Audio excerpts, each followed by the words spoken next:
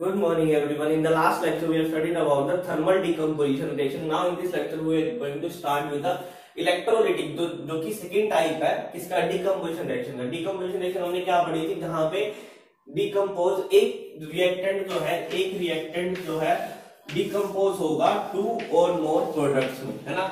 To और more products की बात करेंगे, मतलब प्रोडक्ट साइड पे जो हमें ऑब्टेन्ड होगी जो चीजें वो ज्यादा होने वाली, जो चीज हम यूज करेंगे वो सिंगल रहता है ना। जो चीज हम यूज करने वाले वो सिंगल है और प्रोडक्ट जो है ज्यादा। जिस तरह मैं बोल सकता हूँ कि सिंपली एक चौक ले लिया, अगर चौक को मैं तोड़ दूं तो क्या होगा, दो चीजों में टूट जाएगा, है ना। तीन पीसेस में भी तोड़ सकता हूँ, तो मतलब सिंगल चीज ली थी मैंने और टूटेगा किसमें, दो या तीन में, तो उसको कहते हैं डिकम्पोजिशन टाइप की रिएक्शन, है ना। अलग अलग कर देना चीजों को। एक तो ये इलेक्ट्रोलिटिक टाइप में हमने देखा है। इलेक्ट्रोलिटिक का मतलब क्या है, यहाँ पे हम यूज करते हैं इलेक्ट्रिक करंट का यूज करते हैं। थर्मल डिकम्पोजिशन हमने यूज किया था हीट, यहाँ पे यूज करेंगे सिंपली इलेक्ट्रिक करंट। तो फर्स्ट एग्जांपल जो मैं लेने वाला हूं यहाँ पे है electrolysis of water. Electrolysis of water first example. इसमें बेसिकली क्या होता है, इसमें रिएक्शन जो होने वाली है वो है हमारी H2O। पानी के अंदर मैंने जब इलेक्ट्रिक करंट का यूज किया, then it will decompose into the two products. First is hydrogen gas and second one is oxygen gas। ठीक है, दो टाइप की गैसेज और दोनों की दोनों क्या है, गैसेज इवेपोरेट करेंगे, सिंपली बात है। अब देखो, अब इस रिएक्शन को बैलेंस करना, सबसे पहले रिएक्शन बैलेंसिंग जरूरी होती है ना। देखो इधर दो एटम हाइड्रोजन के, उधर कितने हैं, दो है, उधर ऑक्सीजन के कितने हैं, दो है, बट इधर कितना है, एक है। तो मैं यहाँ पे दो लगा दूंगा अगर, तो बट हाइड्रोजन का दिक्कत आ गई, हाइड्रोजन के चार बन चुके हैं ना, दो और दो मल्टीप्लाई चार।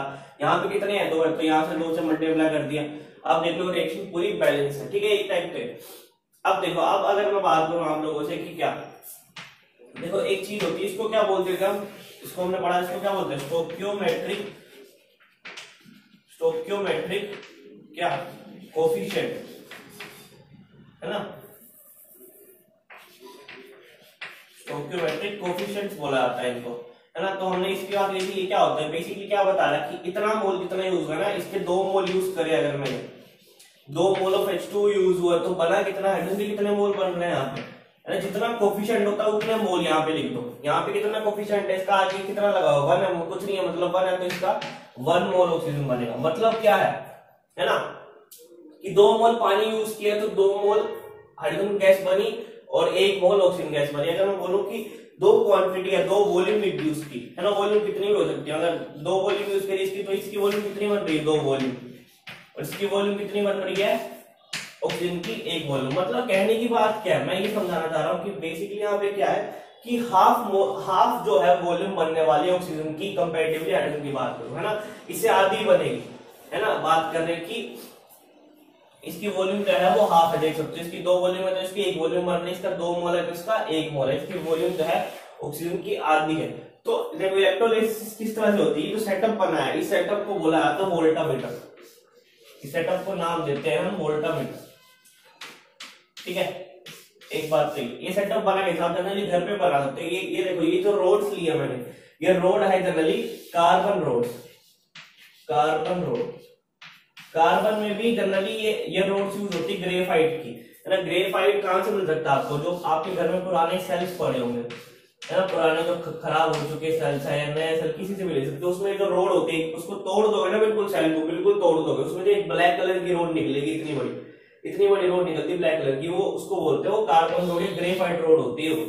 तो वो रोड आप सिंपली घर पे इस सेटअप को बना भी सकते हो, है ना। सिंपल, ज्यादा मुश्किल नहीं है, बस आपको 2 टेस्ट ट्यूब चाहिए और एक बैटरी चाहिए और 2 रोड आपको सेल से मिल सकते हैं बेसिकली, ठीक है। तो 2 रोड मैंने निकाली 2 सेल से, इस तरह से उसको अरेंज कर दिया बीकर में, है ना। यहाँ से सिंपल क्या होता है, यहाँ बीकर में होल्स होते हैं, उसको रबड़ लगाई जाती है, बट सिंपल हम क्या कर सकते हैं कि बैटरी के साथ लंबी वायर ले लेंगे तो वायर यहाँ से बीकर के अंदर से जा सकती है, ऐसी कोई दिक्कत वाली बात नहीं।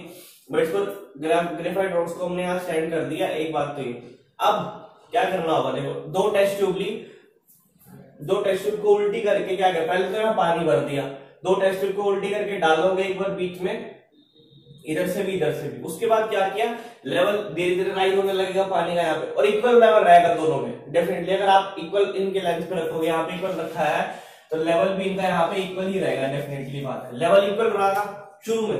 बट उसके बाद जब आपने बैटरी कनेक्ट कर दी, इसमें बैटरी कनेक्ट करने के बाद क्या होगा, बैटरी कनेक्ट करते ही हमारा इलेक्ट्रिक करंट प्रोड्यूस होगा। उस इलेक्ट्रिक करंट की वजह से क्या होगा, दो इलेक्ट्रोड्स होते हैं यहाँ पे, देखो ये दो इलेक्ट्रोड्स की तरह काम करे, जो रोड्स लगा रखे हैं ना, इसको बोलेंगे इलेक्ट्रोड्स। नेगेटिव साइड का इलेक्ट्रोड होता है वो कैथोड बोलते हैं उसको, और पॉजिटिव साइड वाले को बोला हमने एनोड, है ना। तो बेसिकली दो, अब देखो दोनों चीजों पे अलग अलग टाइप की रिएक्शन, हम इतनी डिटेल में नहीं करेंगे रिएक्शन कौन सी टाइप की क्या है, वो आगे हम स्टडी करेंगे इसके बाद, थोड़े टाइम के बाद। हम अब ये देखने जा रहे हैं कि क्या कौन सी गैस प्रोड्यूस होने वाली है इस टेस्ट ट्यूब में, कौन सी गैस प्रोड्यूस होगी इस वाली टेस्ट ट्यूब में। सो बेसिक जो कैथोड पे रिएक्शन होने वाली है, कैथोड पे जो प्रोड्यूस होगी गैस वो होने वाली है हाइड्रोजन गैस। कैथोड पे प्रोड्यूस होगी हाइड्रोजन गैस, एनोड पे प्रोड्यूस होने वाली यहाँ पे ऑक्सीजन गैस।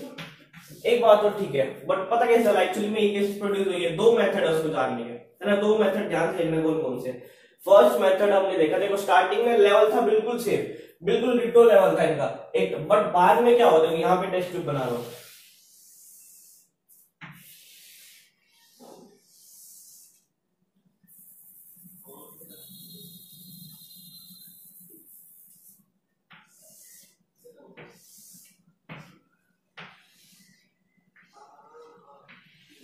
बाद में क्या होता है, तो बाद में जो लेवल है ना वो डेफिनेटली फर्क है। पानी क्योंकि घटने लगेगा, पानी यूज हो रहा है ना यहाँ पे, पानी एज ए कंज्यूमर की तरह काम जो कंज्यूम हो रहा है, तो पानी का लेवल डेफिनेटली राइज होगा। यहाँ पे टेस्टिंग में पानी का लेवल यहाँ था तो डेफिनेटली वो है इतना गिरने वाला, लगभग इतना, मतलब इतना गिरा है ना। तो जितना ये लेवल है, ये लेवल इसका नीचे उतना ही लेवल और ले जाओ, वहां पे जाके लेवल होगा हाइड्रोजन का, यहाँ ये लेवल है हाइड्रोजन का, तो ये पानी का लेवल रह चुका है। और बाकी जो ऊपर बचा है, ये जो ऊपर बचा है ये जो है यहाँ पे सारी की सारी क्या है, हाइड्रोजन गैस, और ये जो बचा हुआ ये ऊपर क्या है, ये है ऑक्सीजन गैस हमारे पास, ये ऑक्सीजन है और यहाँ पे हाइड्रोजन है ना। लेवल से देख सकते हो, हमने अभी ये बात बोली थी कि पानी का 2 मोल यूज हुआ तो हाइड्रोजन जो है वो डबल बनने वाली है ऑक्सीजन से। देख सकते हो यहाँ पे हाइड्रोजन का जो लेवल है, ये सारी की सारी ये लेवल बता रहा है गैस का, जितना ये एम्प्टी स्पेस है उसमें सारी की सारी गैस है, पॉप आउट होती दिखेगी आपको यहाँ वाटर से, बबल फॉर्म में पॉप आउट होती दिखेगी ऊपर की साइड। इस तरह ऑक्सीजन भी तो डबल वॉल्यूम ऑक्यूपाई करने वाला, मतलब यहाँ इस टेस्ट ट्यूब में लेवल जो है वाटर का वो कम ज्यादा डिक्रीज हुआ है कंपैरेटिवली इसके। यहाँ अगर डिफरेंस देखा तो पहले लेवल सेम था, बट बाद में क्या हुआ, जितना लेवल ऑक्सीजन का घटा यहाँ पे लेवल जितना हुआ उससे डबल लेवल जो है यहाँ पे डाउनफॉल हुआ है पानी का लेकर। तो इस तरह से हम कंपेयर कर सकते हैं कि हाँ यहाँ पे हाइड्रोजन गैस निकलने वाली है और वहां पे ऑक्सीजन गैस निकलने वाली है। ये आफ्टरवर्ड, पहले ये सिचुएशन थी, अब ये बाद में ये बनने वाली है। जब हमने इलेक्ट्रिक करंट स्टार्ट किया उसके बाद सिचुएशन जो बनेगी वो इस तरह से बनती है। एक बात तो ये, इससे पता चल गया मुझे कि हाँ इस वाले टेस्ट ट्यूब में हाइड्रोजन गैस मुझे मिल रही है, उस वाले टेस्ट ट्यूब में मुझे ऑक्सीजन गैस मिल रही है। एक बात तो ये। दूसरा मेथड जानने का क्या है, दूसरा मेथड जानने का है इग्निशन टेस्ट, है ना। दूसरा मेथड यूज करेंगे हम बाय यूजिंग, ये फर्स्ट मेथड था हमारा स्टोक्योमेट्री को यूज करके, ये फर्स्ट मेथड यूज कर सकता है using the stoichiometry. Second method है इग्निशन टेस्ट। इग्निशन टेस्ट को जब आप टेस्ट ट्यूब को वापस निकालोगे ना, निकालते ही जस्ट आप ना क्या करोगे, सिंपली अपने, अगर आप घर पे कर रहे हो तो क्या कर सकते हो, सॉरी टेस्ट ट्यूब निकालते ही एकदम से हाथ रख दोगे उसके ऊपर, ताकि जो गैस है उसमें से इवॉल्व आउट ना एकदम से सडनली, क्योंकि उसमें टाइम लगेगा। पहले तो पानी निकलेगा इसमें से, गैस बाद में निकलेगी, तो बाद में क्या होगा फिर, अगर उसको इग्निशन टेस्ट क्या करोगे, माचिस उसके पास लाओगे, टेस्ट ट्यूब से हाथ हटाना, माचिस लेके आना पास में, अगर तो वो इग्नाइट हुआ है ना, इग्नाइट हुआ तो वो क्या है, हाइड्रोजन गैस है ना, will give ignition test. Hydrogen gas जो है इग्निशन टेस्ट आसानी से देगी, वो हाइड्रोजन गैस क्योंकि फ्लेमेबल होती है ना, hydrogen gas is flammable in nature, ये हल्की गैस है, बट ऑक्सीजन गैस फ्लेमेबल नहीं होती, वो तो रिक्वायर्ड है फ्लेमेबल के लिए, वो अगर जलने के लिए ऑक्सीजन गैस रिक्वायर्ड होती है, बट एक्चुअली में जो फ्लेमेबल होती है वो क्या, कौन सी गैस होती है, हाइड्रोजन गैस। सो दो टेस्ट के जरिए आप लोग देख सकते हो कि कौन सी ट्यूब में हाइड्रोजन गैस प्रोड्यूस हुई है और कौन सी ट्यूब में ऑक्सीजन गैस है। सो ये मेथड था जनरली किसका, इलेक्ट्रोलिसिस ऑफ वाटर का, है ना। यहाँ पे क्या हुआ, एक सिंगल रिएक्टेंट से कितने प्रोडक्ट मिल गए हमको, एक हाइड्रोजन गैस मिली और दूसरी ऑक्सीजन गैस, दो टाइप के प्रोडक्ट मिले बेसिकली। तो आपको ये प्रोसेस याद रखना है, एज इट इज भी पूछने आता है कि इलेक्ट्रोलिसिस ऑफ वाटर का प्रोसेस किया, तो आपको ये सारा एक्सप्लेन करना पड़ेगा डेफिनेटली। तो एक बार इसको रीड आउट देना कि बुक में किस लैंग्वेज में लिखा है। सो बेसिक पार्ट ये था।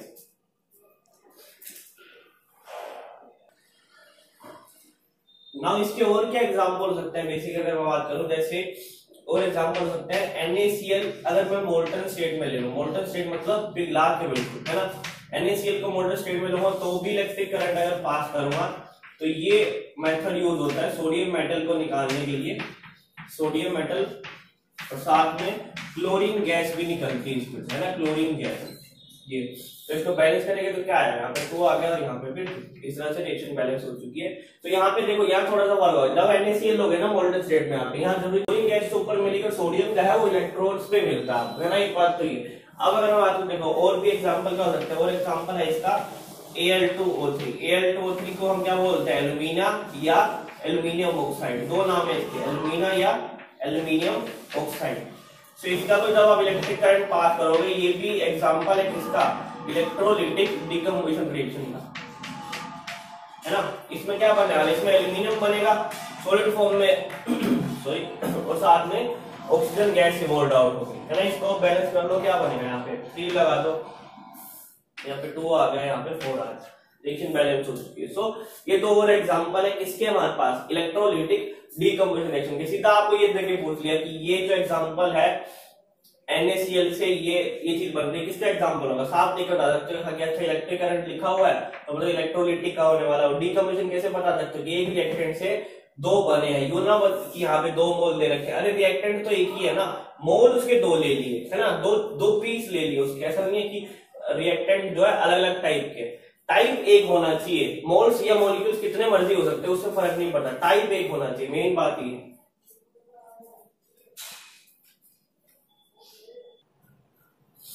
Now let's talk about the third type of reaction है photolytic decomposition reaction। इसमें क्या होता है बेशक, फोटोलिटिक का मतलब क्या बताया था कि जहां पे हम सनलाइट यूज करते हैं ना, जहां पे हम सनलाइट यूज करते हैं बेसिकली, और क्या बोल सकता हूँ, सनलाइट का रिप्रेजेंटेशन किससे करते थे, H न्यू से, है ना। सो बेसिक जो इसमें एग्जांपल है वो क्या है, वो है silver chloride, yellow silver bromide, silver iodide, इस तरह से जो अगर आप सनलाइट की प्रेजेंस में रखोगे सिंपली H म्यू तो किसमें ब्रेक हो जाने वाला है, ये Ag plus Cl2, Ag plus Br2 and Ag plus I2। Basically इसको बैलेंस कर लेंगे तो क्या बनेगा, 2 2 2 यहाँ लगा देंगे और यहाँ भी 2 2, रिएक्शन इज बैलेंस नाउ, है ना। तो ये टाइप है किसका, फोटोलिटिक डिकम्पोजिशन में। बेसिकली क्या होता है, आप देख सकते हैं कि सिल्वर जब क्लोराइड को डाला गया, है ना, क्लोराइड था व्हाइटिश कलर का, है ना, ये लगभग था ब्राउनिश कलर का, ये येलोइश कलर बोल सकते हैं, इसमें थोड़ा सा येलोइश कलर आता है, ये ब्राउनिश कलर का होता है थोड़ा सा, है ना, इस टाइप की। सो ये पहले इस कलर के थे, बट बाद में जब हमको मिले ये तीनों के दोनों किस कलर के मिले, ये तीनों सिल्वर जो है वो मिलते हैं ग्रे कलर के, है ना। जो मेटल्स होते हैं जनरली क्या होता है, आयरन सिल्वर ये सारे किस कलर के होते हैं, ग्रेइश कलर के, तो ग्रेइश कलर की टोन होती है इनकी। सो क्योंकि हमें क्या था कि ये क्योंकि जब सनलाइट में इनको रखा गया, यहाँ पे जो मॉलिक्यूल्स पड़े थे सिल्वर आयोडाइड किसी के भी पड़े होंगे, बाद में जो हमें मिले वो मिले सिर्फ सिल्वर, है ना, ग्रेइश कलर के इस टाइप के। ये सिल्वर मिला हमें से, किसकी प्रेजेंस में किया हमने, सब सनलाइट की प्रेजेंस में, H न्यू इसको लिखते हैं।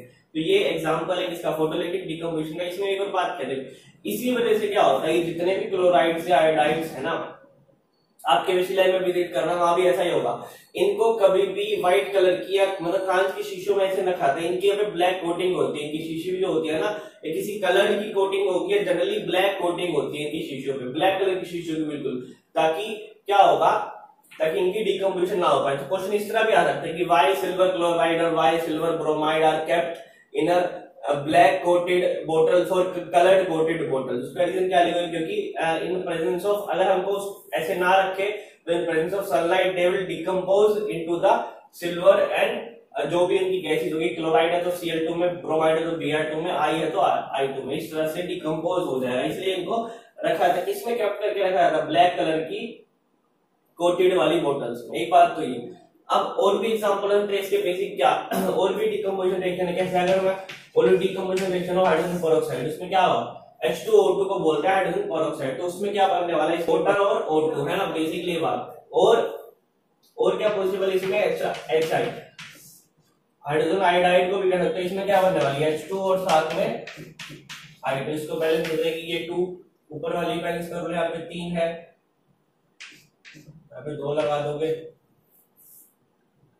4 हो गया, अभी 2 लगा दिए 4, ठीक है। रिएक्शन बैलेंस हो चुकी है। ये तो भी एग्जांपल है किसके, डिकम्पोजिशन यूजिंग द सनलाइट और फोटोलिटिक डिकम्पोजिशन रिएक्शन। तो नाउ इसमें और अब बात करते हैं हम लोग एप्लीकेशंस की। जनरली एप्लीकेशंस क्या होती है, photolytic.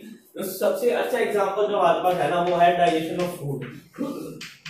Digestion of food is an example of decomposition reaction. इसका एग्जांपल अभी सीबीएसई सैंपल पेपर में भी आया था, digestion of food is an example of which type of reaction. So digestion of food जो है वो डिकम्पोजिशन रिएक्शन का एग्जांपल है। एक बात तो ये क्या होता है, जनरली जो स्टार्च मॉलिक्यूल्स होते हैं ना, स्टार्च मॉलिक्यूल्स जो डिकम्पोज होते हैं जनरल मोनोमर्स में, है ना, ये पॉलीसेकेराइड्स बोलते हैं इनको,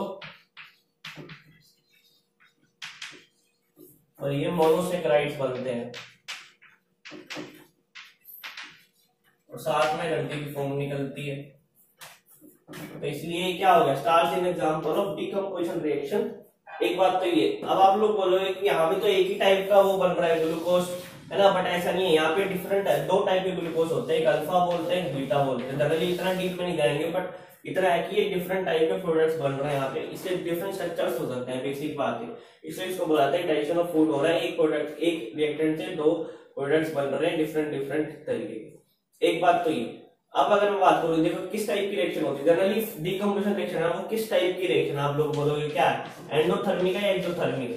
it is an example of endothermic, क्योंकि यहाँ पे हीट प्रोवाइड करनी पड़ रही है हमारे पास, है ना, हीट जो है प्रोवाइड करनी पड़ रही है। तो इसलिए किस टाइप की रिएक्शन है जनरली, डिकम्पोजिशन रिएक्शन जितनी भी सारी की सारी किस टाइप की रिएक्शन है, एंडोथर्मिक टाइप की। ना 2 टाइप हमने पढ़ लिए रिएक्शंस की। Third type here is neutralisation reaction. Neutralisation reaction में जनरली क्या होता है, न्यूट्रल कोई चीज, है ना, नाम से बदलता है कि कोई चीज न्यूट्रल होने वाली। बेसिकली न्यूट्रलाइजेशन में हम होता है कि हमेशा बात करते हैं हम एसिड और बेस की रिएक्शन की बात करते हैं।